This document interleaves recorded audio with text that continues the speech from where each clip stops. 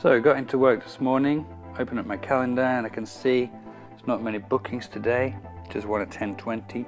So I opened up my email and I find that there's a guy who's got a problem with some students who can't open Shobi and Book Creator on their iPads. I know I just did an update for Shobi from the MDM before the weekend, so I'm going to go and see if that's the problem.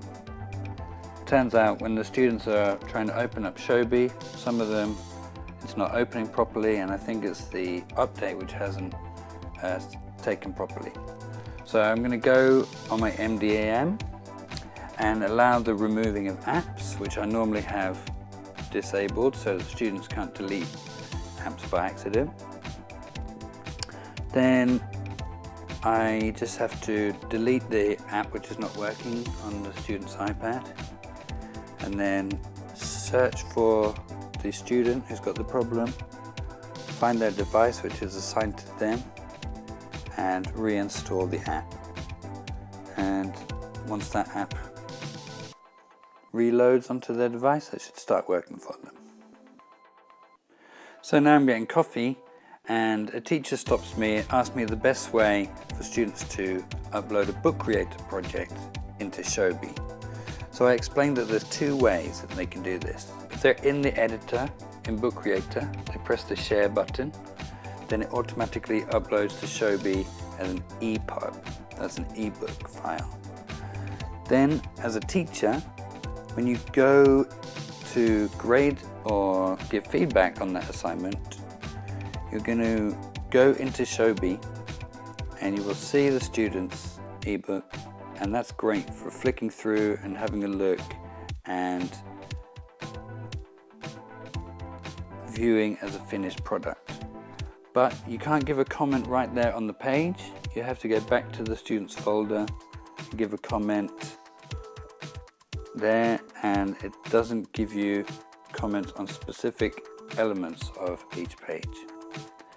But if a student goes in Book Creator and goes back to the My Books section, then they press the share button at the bottom here, then they can export it as a PDF into Shobi.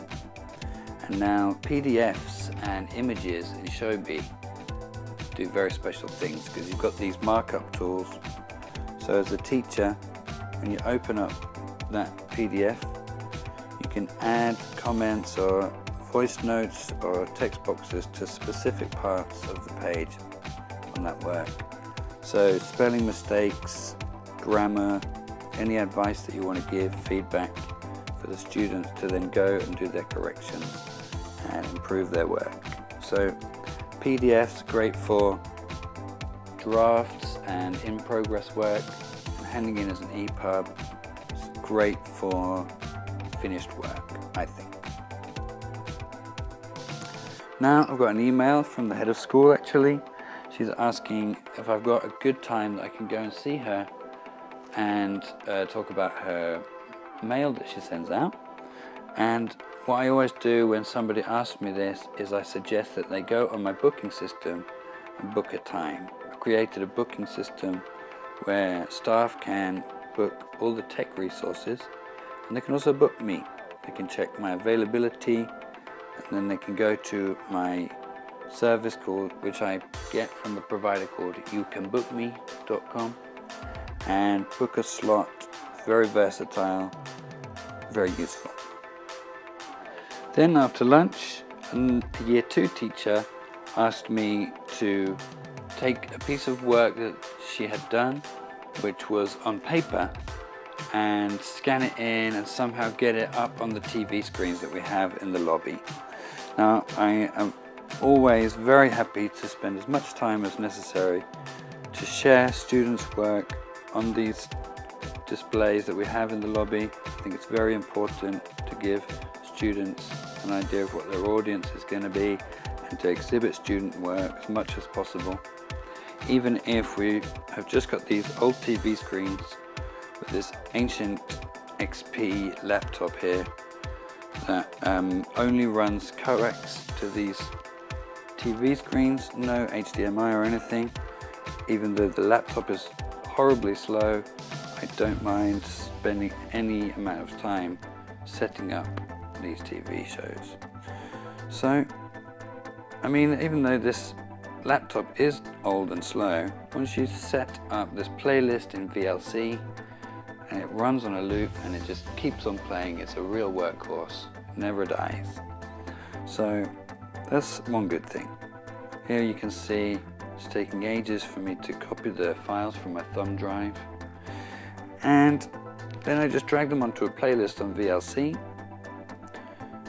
and we've got the IT tech guy and I have developed some pretty cool little OIS idents which we put in and make one pop up in between each clip.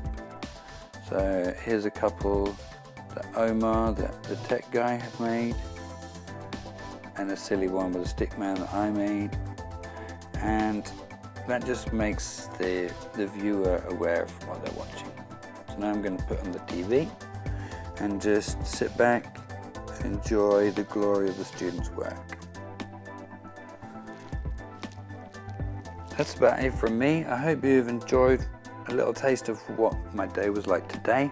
I'm going to try and post these videos every day from now on, so please subscribe and keep watching to see how we integrate technology here at Oslo International School.